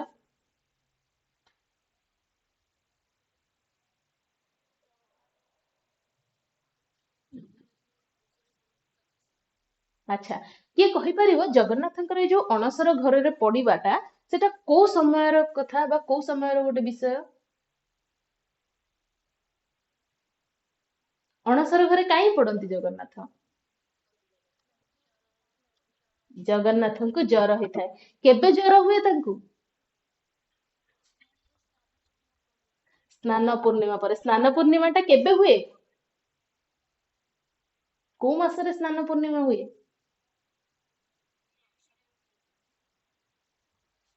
କୋଉ ମାସରେ ସ୍ନାନ ପୂର୍ଣ୍ଣିମା ହୁଏ। ବୈଶାଖ, ଜ୍ୟେଷ୍ଠ ମାସରେ ହୁଏ। नो, ବୈଶାଖ ନୁହଁ ପିଲେ, ଜ୍ୟେଷ୍ଠ ମାସରେ ହୁଏ ହେଲା। ଜ୍ୟେଷ୍ଠ ମାସରେ ସ୍ନାନ ପୂର୍ଣ୍ଣିମା ହେଇଥାଏ। ଆଚ୍ଛା, ସ୍ନାନ ପୂର୍ଣ୍ଣିମା ପରେ କୋଉ ବେଶ ହୁଏ ଜଗନ୍ନାଥଙ୍କର। ସୁନା ବେଶ ହୁଏ ସ୍ନାନ ପୂର୍ଣ୍ଣିମା ପରେ। ଗଜ ବେଶ ହୁଏ। ଆଚ୍ଛା, କିଏ ମତେ କହିବ ଉପେନ୍ଦ୍ର ଭଞ୍ଜଙ୍କର ଗୋଟେ କାବ୍ୟ ରହିଛି ଯୋଉଥିରେ କି ବହୁତ ସୁନ୍ଦର ସେଇ ଗଜ ବେଶ ତାଙ୍କର ବର୍ଣ୍ଣନା କରୁଛନ୍ତି, କୋଉ କାବ୍ୟ। କୋଟି ବ୍ରହ୍ମାଣ୍ଡ ସୁନ୍ଦରୀ କୋଉ ଛାନ୍ଦରେ। ପ୍ରଥମ ଛାନ୍ଦରେ। ହଉ, ବହୁତ ବଢିଆ ପିଲାମାନେ। ଦେଖ ନେକ୍ସଟ ଆମେ ଦେଖିଲେ କଣ, ଏଇ ଅଣସର ଆମେ ଦେଖିଲେ। ତାପରେ ଅର୍ଦ୍ଧ, ଯୋଉଥିରେ କି ପ୍ରାକୃତ ସେ ଆସିଛନ୍ତି କଣ ନା ଦର। ତାପରେ ଓଡିଆରେ ଆମେ ତାକୁ ସେଇ ଦର ଭାବରେ ବ୍ୟବହାର କରୁଛନ୍ତି, ଯୋଉଟା କି ଦର ହ୍ରାସ, ଦର ଫୁଟା ଇତ୍ୟାଦି ପାଇଁ। ସେମିତି ଯାବତ ଗୋଟେ ଦେଖୁଛନ୍ତି, ଯୋଉଟା କି ପ୍ରାକୃତ ବେଳକୁ ଯାବ ଆଉ ଓଡିଆରେ ଯାଏକୁ ପଳେଇ ଆସିଛି। କଣ ଦେଖାଇଛି, ଘର ଯାଏଁ, ବର୍ଷେ ଯାଏଁ, ତୁମ ଯାଏଁ, ଏଇଭଳିଆ ଆମେ ଦେଖିବାକୁ ପାଉଛନ୍ତି। ପୁଣି ପ୍ରାୟ ଆମେ ଦେଖୁଛନ୍ତି ଯୋଉଟା କି ପ୍ରାକୃତ ବେଳକୁ ପର ଏ ହେଇଯାଇଛି, ଆଉ ଓଡିଆରେ ତାହା ପରିବର୍ତ୍ତିତ ହେଇଛି ପରି ବା ପରାକୁ, ଯାହାକି ଚାନ୍ଦ ପରି, ଫୁଲ ପରି, ତା ପରି, ଏଇ ସବୁ ଗୁଡାକ ଆମେ ଦେଖିବାକୁ ପାଇଲେ। तापर आमर कौन रहा सादृश सदृश जोटा कि प्राकृत बेलू सरिस होती ओडिया रे सरी भाव व्यवहार होची सरिसा भाव व्यवहार होची तो ये जो सरी सरिसा गुड़ाक प्रायतः मध्ययुगीय साहित्य हो प्राचीन साहित्य गुड़ाक प्रयोग हवाटा तुम देखा पाइथिबो कौन कहे सीता सरी अभिमन्यु सरी बा मो सरिसा बाप सरिसा ये सब गुड़ाक को अर्थ रे बुझी पार्थिबो समस्ते नेक्स्ट कौन ना तो जोटा च रही चरु सी आ ओडिया रे ताहा ओ रे परिवर्तित होइछि सेमिति अबर और आ आहुरी एगुड़ाक सब आम प्रयोग गुड़ाक देखिपारे तापर है पुनः पुण पुणी परिवर्तित होइछि अपिरु बी सेटा ओडिया रे आमे बी मई व्यवहार करचंदी सेमिति मिश्र रु मिस आउ मिसा ए दीटा जाक व्यवहार करचंदी हैला तो एमि जदि आमे देखुचंती ताहले बहुत गुडाय अव्यय अछि बिले मोटा गोटे गोटे कहूनी एटा समस्त निजे निजे पढ़ी परिबो आ बुझी परिबो कि कहिबी सब गुडा गोटे गोटे निजे पढ़ीदेव नेक्स्ट देख देशीय संपर्क आम आलोचना करबा किछिटा देशीय अव्यय पद जो शब्द गुड़ाक संस्कृत रु बा अन्य कौन भाषा उत्पन्न होला पड़ी जणे पड़े नाही सेगुड़ा को आमे देशीय अव्यय बोली कहि थांती हला जेमिति कि घांते बा घांतीए तुहा टी गो आगो म आड़ आड़ुखा बागे भली हादे तापर पाई छड़ा अखाड़ुआ ये सब गुड़ाक आमर देशीय अव्यय अंतर्गत आसी थांती तापर आमे देखिले अन्यागत अव्यय को तेबे जो शब्द गुड़ाक संस्कृत बा प्राकृत भाषा आसला परि बोध हुए नाही अथच से गुड़ाक देशीय शब्द मध्य नुहे सेमितिया किछिटा को आमे अन्यगत अव्यय भाव में देखि थांती जेमिति कि फी ए फी शब्दटा तमे देखिथिबो फी दिन अर्थ कोन टिके बुझी पारे माने बुझे पारे के जानिचो फी जो शब्दटा यार अर्थ कोन डेली प्रतिदिन बा प्रायतः यही अर्थ रे आमे फीटा को व्यवहार करिथांती आ तमे जदि फकीर मोहनकर लेखा पढ़िथिबो बा हमर से समय रे आउ किछि लेखा जदि प्रबंध हो हमर गल्प उपन्यास उडा हो सेथिरे देखिया को पाइबो ए फी रोज ता अर्थ रे व्यवहार करथिले नेक्स्ट आमे देखिले बद जोडा कि बदनाम बदरागी बदखरार ए सब गुडा आमे देखिले नेक्स्ट आमे देखिले कोन ना बे ना जल्दी आस्ते जी अच्छा हेलो बाई बाई साबास इया बाद छुट्टी ठीक ए सब गुड़ाक आमर अन्यगत अव्यय अच्छा मत ये किए कहि परिबो ए जी गोटे लक्ष्मण जी बोली गोटे गल्प रहितला कहार लेखा सेठी किए कहिबर बोले लक्ष्मण जी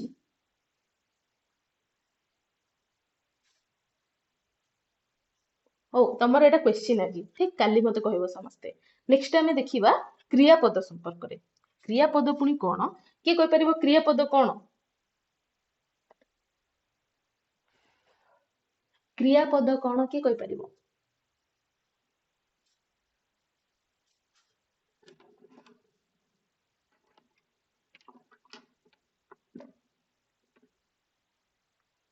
पढ़ी देकी सब कहबो नै कुह क्रियापद कोन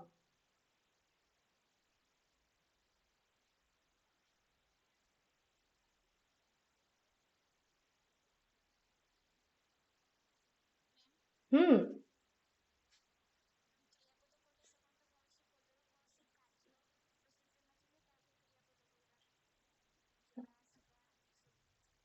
अच्छा हो ठीक अच्छे देख तो आमे ओडिया भाषा रे जो प्रचलित क्रियापद गुड़ाक रही जदि आमे देखिबा तो प्राय समस्त कौन ना क्रिया विभक्ति गुड़ाक संस्कृत मूल बोली कहुचे प्राकृत और अपभ्रंश बाट देकी ओडिया भाषा रे ताहा व्यवहृत होई आछि एई सबु क्रियार जो मूल धातु रहितला से केवल ध्वनिगत परिवर्तन नुह किछिटार अर्थ मध्य परिवर्तन होईकी हमर व्यवहार होउची आ प्राचीन भारतीय आर्यकालीन बहु संस्कृत धातु प्राकृत बा अपभ्रंश जुगरे परिवर्तित होइचंती आ शेषरे जेपरि प्राकृतर निजस्व रूप परिगणित होइचंती सेही परि ही अधिकांश प्राकृत धातु पुनी कोन होइचंती ना आउरे परिवर्तित होइकी ओडिया रे आउथरे निजस्व भाबरे प्रचलित हेउचंती ठीक पुनी से कोन कहउचंती देखो ना केतेक स्थल रे ता सहित अन्यान्य धातु बा धातुंशर साजुज्य नतुबा सारूप्य मिश्रण घटी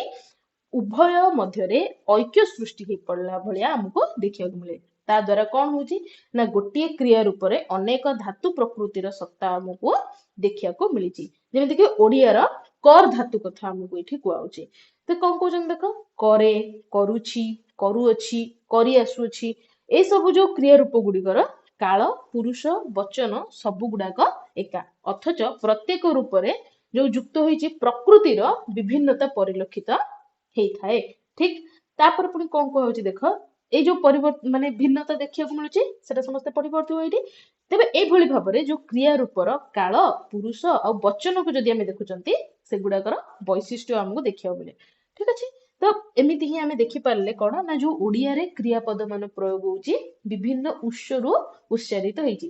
କିଛିଟା ସଂସ୍କୃତରୁ ପ୍ରାକୃତକୁ ଆସିଛି, ପୁଣି ପ୍ରାକୃତର ନିଜସ୍ୱ ଭାବରେ ବ୍ୟବହାର ହେଇଛି, ପୁଣି ପ୍ରାକୃତର ପରିବର୍ତ୍ତିତ ରୂପ ନେଇକି ଓଡିଆକୁ ଆସିଛି, ଓଡିଆରେ ବର୍ତ୍ତମାନ ଆମେ ନିଜସ୍ୱ ଭାବରେ ତାକୁ ବ୍ୟବହାର କରୁଛନ୍ତି। ତେବେ ଏଥିରେ କିଛିଟା ମାନେ ଏଥିରେ 4 ପ୍ରକାରର ଆମକୁ ଦେଖିବାକୁ ମିଳେ କ୍ରିୟାପଦ ଗୁଡାକ ବା ଧାତୁ ଗୁଡାକ।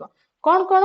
ପ୍ରଥମତଃ ହେଲା ସଂସ୍କୃତ ସମାନତା, ମାନେ ସଂସ୍କୃତ ସମାନ ବା ତତ୍ସମ ଯୋଉଟା ଆମେ କହିଲେ।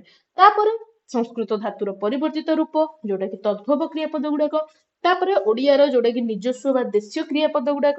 ତାପରେ ଆମେ ଦେଖୁଛନ୍ତି ସେଟା ଶବ୍ଦ ମୌଳିକ ବା ନାମ ଧାତୁ ବୋଲି ଯୋଉଟାକୁ କି ଆମେ କହିଥାନ୍ତି। ପ୍ରଥମେ ଦେଖିବା ଆମେ କଣ ନା ତତ୍ସମ ଗୁଡାକୁ। ତ ଯୋଉ ସଂସ୍କୃତ ଧାତୁ ଗୁଡାକ କି ଓଡିଆ ଭାଷାରେ କଣ ହେଇଛନ୍ତି ଅବିକଳ ଭାବରେ ବ୍ୟବହାର ହଉଛନ୍ତି। ତତ୍ସମ ଶବ୍ଦର ତ ଅର୍ଥ ଆମେ ବହୁତ ଭଲସେ ଜାଣିଛନ୍ତି, ତ ଏଇଠି ବୁଝିବାରେ ବିଲକୁଲ ବି ଅସୁବିଧା ହବନି କାହାକୁ। ତ ଏଇଠି କଣ କୁହାଗଲା ନା ଓଡିଆ ଭାଷାରେ ଅବିକଳ ଭାବରେ ବ୍ୟବହୃତ ହଉଛନ୍ତି, ସେଗୁଡାକୁ ଆମେ କଣ କହିଲେ ନା ତତ୍ସମ ଧାତୁ ବୋଲି କହିଲେ।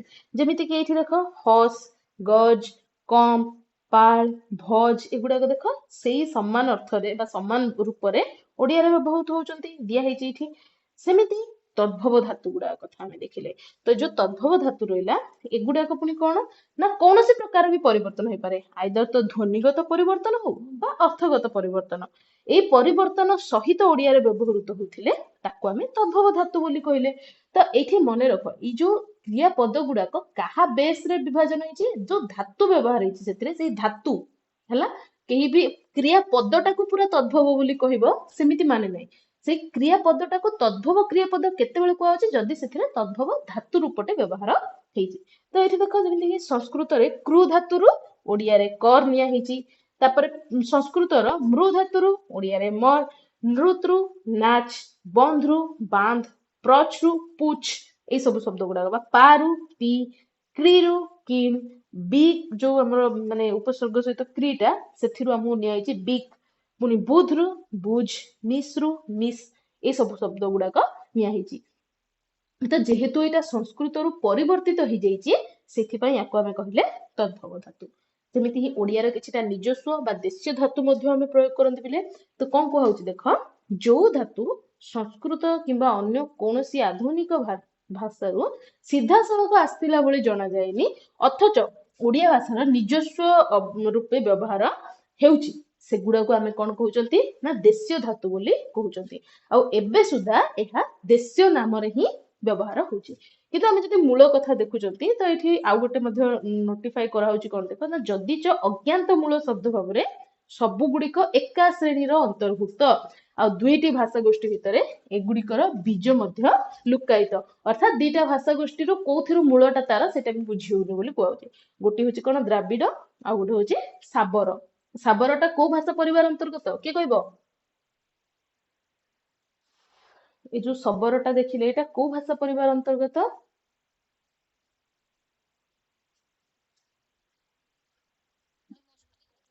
ଅଷ୍ଟ୍ରିକ, ଅଷ୍ଟ୍ରିକ, ଠିକ କଥା। ତ ଅଷ୍ଟ୍ରିକ ଭାଷା ଗୋଷ୍ଠୀ ଅନ୍ତର୍ଗତ। ତ ଏଇ ସମ୍ବନ୍ଧରେ ଆମେ ଆଗରୁ ମଧ୍ୟ ଦେଖିଛନ୍ତି। ତେବେ ଏଇଠି ଆମେ ଦେଖିଲେ କଣ ସେମିତିଆ କିଛିଟା ଧାତୁ ରୂପକୁ, ଯେମିତି କି ଦ୍ରାବିଡ ମୂଳ ଆଉ ଓଡିଆ ଦେଶୀୟ ଧାତୁ ଭାବରେ ଯୋଉଟା ବ୍ୟବହାର ହଉଛି। କଣ କଣ ମୂଳ ଦ୍ରାବିଡ କଥା କୁହାଉଛି ଦେଖ, ପଲ୍ଲୀ ଯୋଉଟା କି ଓଡିଆରେ ଆମେ ପେଲିବା ଅର୍ଥରେ ବ୍ୟବହାର କରୁଛନ୍ତି। ସେମିତି ଅଗୁ ଯୋଉଟାକୁ କି ଆମେ ଆଗୋଳିବା ଅର୍ଥରେ ଓଡିଆ ଧାତୁର ବ୍ୟବହାର କରୁଛନ୍ତି। ତାପରେ ଅଟକୁ ଯୋଉଟା କି ଅଟକାଇବା, ଜଙ୍କ ଯୋଉଟା କି ଝାଙ୍କିବା, ସେମିତି ଜାଡି ଯୋଉଟା କି ଝାଡିବା ଭାବରେ ବ୍ୟବହାର ହଉଛି। ତ ଏଠି ମୁଁ ଆଉ ସବୁ ଶବ୍ଦ ଗୁଡାକ କହୁନି ପିଲେ, ଏଠି ପଢି ନବ, ଆଉ ଏଠି ତାର ଅର୍ଥ ବି ଯେହେତୁ ଦିଆ ହେଇଛି ତମାନେ ବୁଝିପାରିବ, କିଛି ଅସୁବିଧା ହବନି। ଏଇ ସବୁ ଶବ୍ଦ ଗୁଡାକ ଆମର ଦ୍ରାବିଡ ମୂଳ ଦେଶୀୟ ଧାତୁ ଭାବରେ ବ୍ୟବହାର ଆମେ କରୁଛନ୍ତି।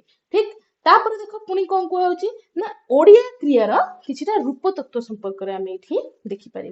तो एबे आउ थे क्रिया पद गुड़ाकर क्रिया जो पद रहा तार रूप तत्व विषय आम आलोचना करवा। तो जो ओडिया भाषा व्यवहार होची हमर क्रिया रूप गुड़ाक सेगुड़ाक साधारणतः कौन ना दी प्रकार आम देखा पाई। गोटे हूँ आमर शुद्ध क्रिया पिले आउ गोटे हूँ आमर प्रयोजक क्रिया राइट। तो शुद्ध क्रिया कथा जदि आम आलोचना करवा एमती किछिटा क्रिया जो गुड़ाक कि कौन होती मूल धातु सहित प्रत्यक्ष विभक्ति जोगे निष्पन्न होती ताकू आम शुद्ध क्रिया बोली कही। पुणी ए जो धातुटा तत्सम तद्भव देश्य अन्यगत मध्यरु जहाँ भी होता मूल धातु बोली ताकू आम ग्रहण करी। तो आउ थे कहूँ देख जो क्रिया की मूल धातु सहित प्रत्यक्ष भाव में मूल धातु मान समस्त बुझीपार ए धातु रूप गुड़ाक आम देखिले। तो ये जो धातु रूप गुड़ाक सहित प्रत्यक्ष विभक्ति भाव में जोग होता है आ निष्पन्न हुए गोटे क्रियापद ताकू आम शुद्ध क्रिया बोली कहले। तेरे से जो धातुटा रहा से तत्सम हो जो ये धातु रूप आम तत्सम रूप तद्भव रूप देखिले ता कथा कहूँ। तेरे धातु रूपटा तत्सम तद्भव देश्य जहाँ होते भी सी शुद्ध क्रिया भाव में गणति हम जमीती कि कर कर रु कर हवा खोज खोजु खोजु हवा हस रु हसे हवा ये सब गुड़ाक सेमती आउ गोटे आम कौन देखिले ना प्रयोजक क्रिया। प्रयोजक क्रिया पुणी कौन ना जो धातु गढ़िया धातुर उत्तर आ किंबा ए जोग करी धातुर उत्तारे एटा करिवो हला नहले बुझिबार भूल हबो। ए जो धातुर उत्तारे माने परे आ हो बा ए हो आकु जोग सारे करिकी परे सेथिरे धातु विभक्ति लगा जाए ताकू आमे प्रयोजक क्रिया कहती। तो ये देख पुणी कौन कहला ना बस बस संगे आ जोग होला पुणी धातु विभक्ति भाव में ए जोग करागला। तो ये आम कौन कले ना बसाए सेमिति पढ़ पढ़ संगे आ जोग करागला तापर कौन देखिले आमे ना धातु विभक्ति भाव में उछि बोली व्यवहार कले। तो सी है पढ़ाउछि सेमिति ही ये हस संगे ए जोग होला तापर इ ब जोग होला तो परे हसेइब शब्दर सृष्टि है। तो एमितिया जितेबाला क्रियापद गुड़ाक आम देखा मिलती ताकू आम कौन कही ना प्रयोजक क्रिया। बुझीपार प्रयोजक क्रिया कि किसी बुझीबार असुविधा है कार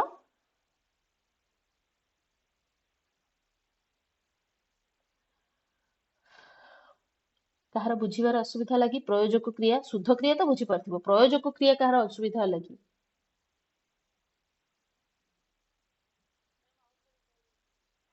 देख जिते बेले कि आमे गोटे एमिति धातु गढ़ती जापाई कि कौन करिया पड़े ना धातुर परे आ हो बा ए हो ए दीटा चिन्ह को आमे जोग करथांती तापर धातुर विभक्ति जोग करती। तो एठी आमे देख जेमिति कि देखिले प्रथमतः बस देखिले बस संगरे आमे कौन कले ना आ बा ए को जोग कले देख एठी आ जोग होला तापर धातु विभक्ति भाव में ये पुणी एटे जोग होला तो है कौन बसाए। तो ये जो बस संगे आ ये गोटे धातु रूप सृष्टि है ता संगे विभक्ति चिन्हटा आम जोग कले आ बसाए कले सेमती देख ये कर संगे ए जोग कले ये कहगला ए बा आ ए जोग कले ए जोग कर सारी पुणी धातुर विभक्ति चिन्ह इला को प्रयोग कले तापर है कौन करे इला। तो यहाँ हूँ आमर कौन ना प्रयोजक क्रियार गोटे उदाहरण। नेक्स्ट आम देखा आमर काल कथा। तो जो प्रत्येक क्रिया संपर्क में आम देखिले से क्रिया मानकर से क्रिया जो पद गुड़ाक रूप माने पद बुझीपार समस्ते। तो ये जो क्रिया रूपर किछि गोटे काल रही थाए आ ओडिया भाषा आम समस्त जानती काल केते प्रकार वर्तमान भविष्यत आ भूत बा अतीत बोली जोटा को कहते। तेरे ये जो त्रिविध काल स्वरूप भेदर दी प्रकार आमको देखा कौन ना गोटे हूँ शुद्ध काल आ गोटे है कौन ना संपृक्त काल। तेबे से जो दी प्रकार आम देखले से सब गुड़ाक पुणी कौन ना कालर अवस्था भेदरे भिन्न भिन्न प्रकार देखा मिलती है जोटा कि आम मूड बोली कही था तमाने जितेबाला आम रीजनिंग जो आम पढ़ा आम पेपर 1 रे से मूड्स फिगर्स विषय आम पाठ पढ़ा राइट। तो ये जो मूड्स और फिगर्स कथा आम पाठ पढ़ले से मूड्स एंड फिगर्स से कथाटा ही कालावस्था को कालावस्था को कुहाउछि ठीक है लकार बोली आम कहते। तेरे ये देख ये जो क्रिया रूपर भेद आमको देखा मिले कौन ना प्रथमतः कालटा आम 3टा श्रेणी देखा मिले गोटे भूत वर्तमान आ भविष्यत आम देखा पाइले। तापर ये जो भूत रहा ये भी शुद्ध संपृक्त तापर वर्तमान भी शुद्ध और संपृक्त और भविष्य भी शुद्ध और संपृक्त भाव में विभाजन तापर ये जो संपृक्त काल देखिले आम 3टा जाक माने काल रे जो संपृक्त क्रिया कथा देखुचंती सेगुडाक कौन ना भूतरे निकट भूत सहित संपृक्त थिबा क्रियापद असंपन्न भूत काल सहित थिबा संपृक्त क्रियापद ता संगे आउ कौन देखिले आमे वर्तमान जो देखुचंती तार जो संपृक्तता देखिले अच्छा हाँ आउ गोटे रहीगला एठी नित्यवृत्त प्राग अनद्यतन संभाव्य बा आनुमानिक ए सब देखिले सेमिति ही वर्तमान जोटा हम देखुचंती वर्तमान रो जो संपृक्त कालर क्रियापद गुडा रहिले सेगुडार भी प्रकार भेद देखिया मिले कौन ना आनुमानिक वर्तमान कथा कुआउतला पुनी संभाव्य वर्तमान रो क्रियापद पुनी सर्वकालीन वर्तमान रो क्रियापद ता संगे विधि अर्थक क्रियापद मध्य हमको देखिया मिले तापर आम रहा कौन ना भविष्यत काल कथा भविष्यत काल सहित जो संपृक्त क्रियापद गुड़ाक संपृक्त भविष्यत सहित क्रियापद गुड़ाक आम देखुंती से कौन ना प्राग प्राग भविष्यत संभाव्य भविष्यत नित्यवृत्त भविष्यत असंपन्न भविष्यत और विध्यर्थक भविष्यत ये भाव में आमको पद गुड़ाक देखा मिली था तेरे यू आउ माने ए विध्यर्थक पद कौन बा असंपन्न कौन निकट कौन ये सब गुड़ाक एत आम गुरुत्वपूर्ण नुह से तुम नोट रे से सब जिन बेसी डिटेल्स रे मु ऐड करनी खाली ए जो टेबलटा रही से समस्ते पढ़ी नहीं था नेक्स्ट रहा आमर कौन ना असमापिका क्रियापद आम समस्त जानती को वाक्य गठन पाई आम असमापिका क्रियार व्यवहार करती किए कोई परिबो को प्रकार वाक्य सरल यौगिक जटिल इत्यादि आम देखती तो केमितिया वाक्य गठन पाई आम असमापिका क्रियार व्यवहार करती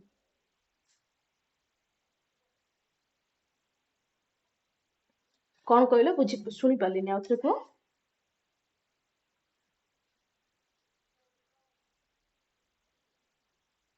तमें समस्ते एकाथर के जदि दी जन कह शुणी पारि केबे भी आउ थे कह कौन कहल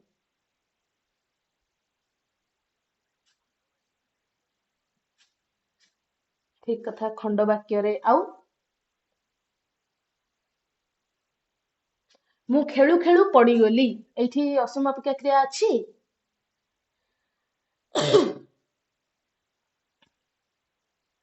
किए कहि परिबो मु गोटे वाक्य कहली मु खेलु खेलु पड़गली एठी असमापिका क्रिया अच्छी आउ किए कहबो अच्छी कि नाही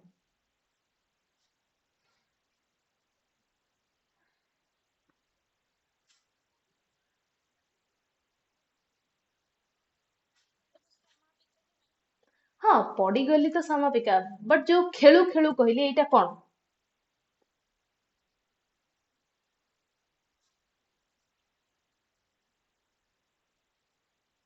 टिके जोर रे कह इसके सुना जाउनी तुम कथा गुड़ा टिके जोर रे कह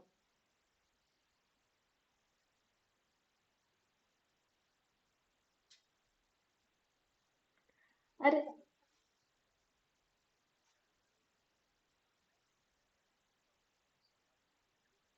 हम्म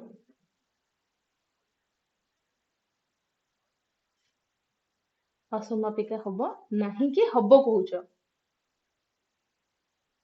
तबे एते स्लो स्लो कौन पाई कहूच तुम भितर एनर्जी नाही कि तुम माइक डिस्टेंस रे रहउची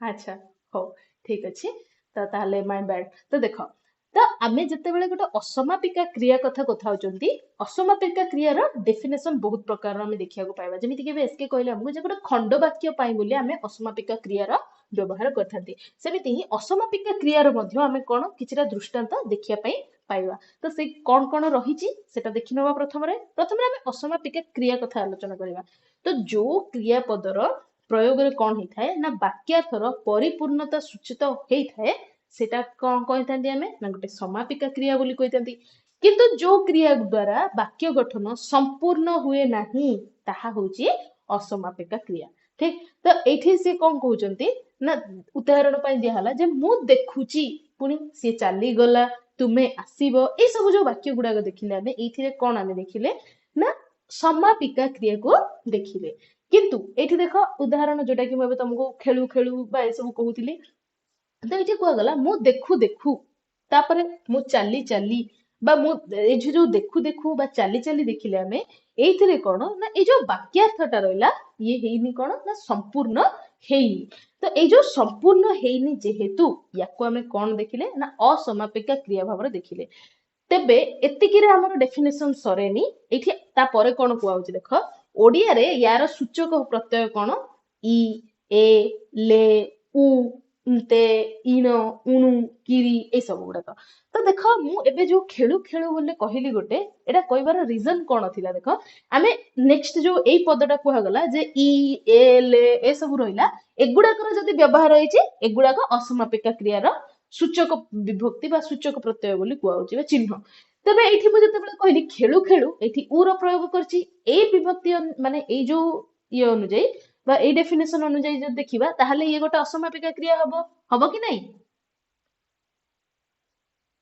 अरे कुह हाँ कि नहीं हबो किंतु देखो ता पूर्व पदटा ता पूर्व वाक्य जोटा कुआ गला एठी कम कुआ गला ना जेते बेले वाक्यार्थटा संपूर्ण न होउची ताहले ताको असमापिका क्रिया कुआ जिवो तो जेते बेले मु कहली खेलु खेलु पड़ी गली तो एठी वाक्यर अर्थ संपूर्ण भी ହେଲା बुझी परछ ना एबे बास ପୂର୍ଣ୍ଣ ହେଲା ସେଇଥିପାଇଁ ସେ ପଦଟାକୁ ଆମେ ଅସମାପ୍ତିକା କହିପାରିବାନି ତ ସେଇଥିପାଇଁ ଏଠି ସମସ୍ତେ ଗୋଟେ ଜିନିଷ କ୍ଲିୟରଲି ମନେ ରଖ ପିଲେ ଯେତେବେଳେ ଆମେ ଗୋଟେ ଅସମାପିକା କ୍ରିୟା କଥା କହୁଛନ୍ତି ସେ କ୍ରିୟା ପଦଟା ଅସମାପିକା ହବ ବା ସମାପିକା ହବ ସେଇଟା ଆମେ କୋଉ ଆଧାରରେ କହିବା ନା ବାକ୍ୟର ଅର୍ଥ ବା ତାର ପ୍ରୟୋଗ ସରି ସେ ଯୋଉ ଶବ୍ଦ ରହିଛି ଅସମାପିକା କ୍ରିୟା ଶବ୍ଦ ବା ପଦ ରହିଲା ତାର ପ୍ରୟୋଗ ଆଧାରରେ ଆମେ କରିବା ସେଇଥିପାଇଁ କେବେ ବି ଏଇ ଗୋଟେ ଡେଫିନେସନ ଯୋଉ ଉ ଅନ୍ତେ ଏଇ ପ୍ରତ୍ୟୟ ରହିଛି ତା ଆଧାରରେ କେବେ ବି ଅସମାପିକା କ୍ରିୟା କହିବନି କି ପୂର୍ବରୁ ଯୋଉ ବାକ୍ୟଟାରେ କୁହାଗଲା ଯେ ବାକ୍ୟାର୍ଥ ସମ୍ପୂର୍ଣ୍ଣ ପ୍ରକାଶ ନ ପାଉଥିଲେ ହବ ସେଇଟା ଅର୍ଥ ଆଧାରରେ ବି କହିବନି ଦିଟା ଯାକ ଆଧାର ସବୁବେଳେ ପ୍ରୟୋଗ କରିବ ତାପରେ ସିଏ ଅସମାପିକା ହବ କି ସମାପିକା ହବ ସେଇଟା ଡିସାଇଡ କରିବ ସମସ୍ତେ କ୍ଲିୟର ଏତିକି ପାଇଁ ହିଁ ମୁଁ ପଚାରୁଥିଲି ଖେଳୁ ଖେଳୁ ଉଦାହରଣ ଦେବାର ଉଦ୍ଦେଶ୍ୟ ଏତିକି ଥିଲା ନେକ୍ସଟ ଦେଖ ସମସ୍ତେ ତାପରେ କଣ କହୁଛି ଯୋଉ ସମାପିକା କ୍ରିୟାପଦ ପରି ଯୋଉ ଅସମାପିକା କ୍ରିୟାପଦ ମାନ ରହିଲେ ସେମାନଙ୍କର କାଳ ପୁରୁଷ ବଚନ ଇତ୍ୟାଦି ନଥାଏ ଅଥଚ ଯୋଉ ସମାପିକା କ୍ରିୟାର ବିଭକ୍ତି ବ୍ୟବହାର ହୁଏ ତାରି ପରି ଅସମାପିକା କ୍ରିୟା ମଧ୍ୟ ନିର୍ବାହକ ପ୍ରତ୍ୟୟ ଗୁଡାକୁ ମଧ୍ୟ ସଂସ୍କୃତର ମୂଳ ବା ତଦ୍ଭବ ଭାବରେ ପ୍ରୟୋଗ କରାଯାଇଥାଏ ବା ତଦ୍ଭବ ଆଉ ସଂସ୍କୃତ ମୂଳ ନିର୍ବାହକ ପଦ ଗୁଡାକୁ ବ୍ୟବହାର କରାଯାଇଥାଏ ତ ତାର ଉତ୍ପତ୍ତି କ୍ରମ କିଛିଟା ଆମେ ଦେଖିପାରିବା ଯେମିତି କି ଜ ଆମେ ଦେଖୁଛନ୍ତି ଯୋଉଟା କି ଲ୍ୟପରୁ ନିଆଯାଇଛି ଆଉ ପ୍ରାକୃତରେ ସିଏ ରୂପ ପରିବର୍ତ୍ତିତ କରିକି କଣ ହେଲା ନା ଇ ଅ ତାପରେ ଯେତେବେଳେ ଓଡିଆକୁ ଆସିଛି ତାକୁ ଆମେ ବ୍ୟବହାର କରୁଛନ୍ତି କୋଉ ଭାବରେ ଇ ଭାବରେ ସେମିତି ହିଁ ଅନୁସୃତ ଦେଖୁଛନ୍ତି ଆମେ ଅନୁସୃତ୍ୟରୁ ଅଣୁସରୀୟ ଆଉ ଓଡିଆରେ ଆମେ ବ୍ୟବହାର କରୁଛନ୍ତି ଅନୁସରୀ ତ ଏଠି ଯୋଉ ଦେଖ ଅନୁସରୀ এই ଅନୁସରୀଟା କଣ ଇ ଦେଖିଲେ ଆମେ ଇଟା ହଉଛି ପ୍ରତ୍ୟୟର ଅସମାପିକା ପ୍ରତ୍ୟୟର ବା ଅସମାପିକା କ୍ରିୟାପଦର ଚିହ୍ନ ଏଇଠି ଆମେ କହିପାରିବା ଏଇ ଏକ୍ସାକ୍ଟ ଏଇ ଶବ୍ଦଟାକୁ ଆମେ କହିପାରିବା କଣ ଗୋଟେ ଅସମାପିକା କ୍ରିୟାପଦ କିନ୍ତୁ ଧର ମୁଁ କହିବି ଯେ ମୁଁ ରାମକୁ ଅନୁସରି ସେ ପୋଖରୀ ପାଖରେ ପହଞ୍ଚିଲି ତ ଏଇଠି କଣ ହେଲା ବାକ୍ୟର ଅର୍ଥ ସମ୍ପୂର୍ଣ୍ଣ ହେଇଗଲା ତ ଏଇଠି ଯୋଉ ଅନୁସରୀ ପଦଟା ଯଦି ରେଖାଙ୍କିତ ତମକୁ ଦିଆହଉଛି ଏଇଟା ଗୋଟେ ଅସମାପିକା କ୍ରିୟା କି ସମାପିକା କ୍ରିୟା କଣ ହବ ଆନ୍ସର ତମର ଆରେ କଣ ହବ ଆନ୍ସର କାହିଁକି ନା ଏଠି ବାକ୍ୟର ଅର୍ଥ ପୁରାପୁରି ହେଇଯାଇଛି ଆଉ ସେଇଠି ଅନୁସରୀଟା ଗୋଟେ ଅସମ୍ବିକା ଯେତେବେଳେ ପର୍ଟିକୁଲାର ସେତିକି କୁହାହଉଛି ତାହେଲେ ତମେ ବୁଝିପାରିବ ମାନେ ଏଇ ଆଧାରରେ ସମସ୍ତେ ବିଭାଜନ ଗୁଡା କରିବ ସେମିତି ଆହୁରି ଦୃଷ୍ଟାନ୍ତ ଦିଆଯାଇଛି ସଂସ୍କୃତର ଗତେରୁ ପ୍ରାକୃତରେ ଗଦେ ଓଡିଆରେ ଗଲେ ସେମିତି ସଂସ୍କୃତରେ ସ୍ଥିତେରୁ ପ୍ରାକୃତରେ ଥିଦେ ଓଡିଆରେ ଥିଲେ ଏସବୁ ପରିବର୍ତ୍ତନ ଗୁଡାକ ତ ପରିବର୍ତ୍ତନ ଗୁଡାକ ମୁଁ ଆଉ ଗୋଟେ ଗୋଟେ କହୁନି ସମସ୍ତଙ୍କୁ ଏଗୁଡା ସମସ୍ତେ ନିଜେ ନିଜେ ପଢିବ ତ ଏଇଠୁ କ୍ୱେଶ୍ଚିନ୍ ଆସିବାର ଚାନ୍ସେସ୍ କଣ ରହିଛି ଦେଖ ଅସମାପିକା କ୍ରିୟାର ଯୋଉ ଡେଫିନେସନ୍ସ ରହିଛି ଏଇ ଦିଟା ଡେଫିନେସନ ତମକୁ ଦିଆହେଇଯିବ ଷ୍ଟେଟମେଣ୍ଟରେ ଟ୍ରୁ କି ଫଲ୍ସ ପଚରାଯିବ ଠିକ ତ ସେଥିପାଇଁ ଟିକେ ଧ୍ୟାନ ଦବ ଏଇ ଡେଫିନେସନ ଗୁଡାକ ଧର ପ୍ରଥମରେ ପଚରା ହେଇଯିବ କଣ ନା ଯୋଉ ପଦ ଗୁଡାକରେ ବାକ୍ୟାର୍ଥ ସମ୍ପୂର୍ଣ୍ଣ ପ୍ରକାଶ ପାଏ ସିଏ ମାନେ ସମାପିକା କ୍ରିୟା କି ଏମିତି କିଛି ବି ଆମେ ଷ୍ଟେଟମେଣ୍ଟଟା ମୁଁ ଆଗରୁ ତ କହିଛି ଉଦାହରଣ ଷ୍ଟେଟମେଣ୍ଟ ଗୁଡାକର ସେଇ ଉଦାହରଣ ବେସରେ ତମେ ସମସ୍ତେ କ୍ୱେଶ୍ଚିନଟାକୁ ମାନେ ପ୍ରଥମରେ ଟିକେ ଜଜମେଣ୍ଟ କରିବ ଯେ କଣ ଟ୍ରୁ ଅଛି ଫଲ୍ସ ଅଛି କମ୍ପ୍ରେହେଣ୍ଡ କରିସାରିକି ଆନ୍ସର କରିବ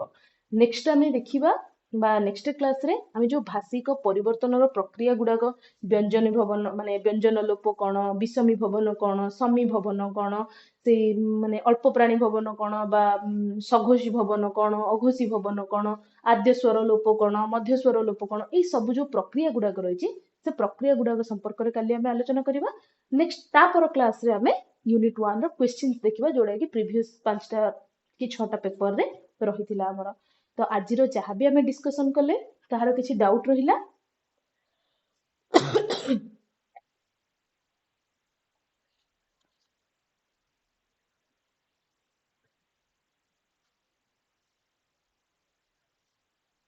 ଯୋଉଟା ଏବେ ମୁଁ ଦେଇଛି ତମକୁ, ଏବେ ଯୋଉଟା ମୁଁ ଆଡ୍ କରିଛି ଏଇଟା କହୁଛ କି ଅଲଗା କୋଉ ପଚାରୁଛ?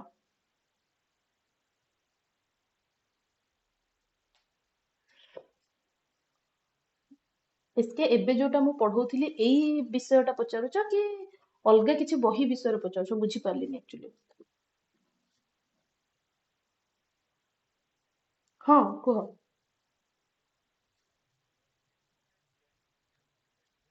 ଆଚ୍ଛା, ଏଇଟା ହଉଛି ଓଡିଆ ଭାଷାର ରୂପତତ୍ତ୍ୱ, ବେଣୀମାଧବ ପାଢୀଙ୍କର, ଡକ୍ଟର ବେଣୀମାଧବ ପାଢୀଙ୍କର ବହି। ଓଡିଆ ଭାଷାର ରୂପତତ୍ତ୍ୱ ରହିଛି ସେ ବହିର ଏଇଟା ହେଲା, ସେଇଥିରୁ ଏଇଟା ଦିଆଯାଇଛି। ସେଥିରେ ବହୁତ ବହୁତ ଡାଟା ଅଛି, ବହୁତ ସୁନ୍ଦର ରୂପତତ୍ତ୍ୱକୁ ତାଙ୍କଠୁ ବେଟର ମତେ ଲାଗୁନି କିଏ ବହୁତ ସୁନ୍ଦର ଲେଖି ପାରିଥିବେ। ମାନେ ଅଛି ବହୁତ ଗୁଡାଏ ଆଡଭାନ୍ସରେ, ସେଟା ବହୁତ ପୁରୁଣା ହବ, କିନ୍ତୁ ବହୁତ ବଢିଆ ବହି, ଗୋଟେ ଅଥେଣ୍ଟିକ ବୋଲି ତମେ କହିପାରିବ। ତ ଯଦି ଚାହିଁବ ତାହେଲେ ସେ ବହି ତମେ ଦେଖିପାରିବ। ଠିକ ଅଛି। ଆଉ କାହାର କିଛି ଡାଉଟ ଥିଲେ?